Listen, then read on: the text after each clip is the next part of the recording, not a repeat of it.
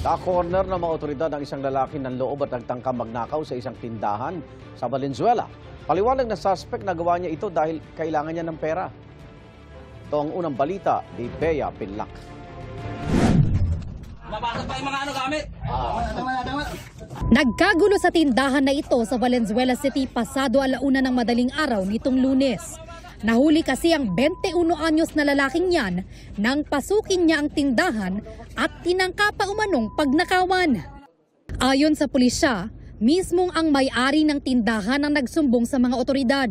Kanyang napansin na mayroong bukas na bintana sa kanyang tindahan. Dahilan sa kanyang pagsilip at napansin po niya na mayroong tsinelas at saka payong po doon sa loob. Agad po siyang kinutuban na mayroong tao sa loob. Agad rumisponde ang barangay at pulisya.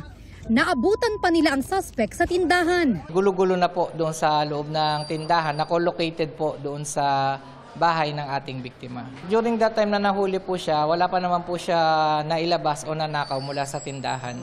Aminado naman ang suspect sa krimen. Ang nagtulak umano sa kanya para gawin ito, kakulangan sa pera. Ginawa ko lang po kasi kailangan ko po ng pamasahe pa uwi. Wala po akong makuha ng trabaho po. Reklamong qualified trespass to dwelling ang isinampa laban sa suspect na hawak na ng Valenzuela City Police. Ito ang unang balita. Bea Pinlac para sa GMA Integrated News. Igan, mauna ka sa mga balita, mag-subscribe na sa GMA Integrated News sa YouTube para sa iba't ibang ulat sa ating bansa.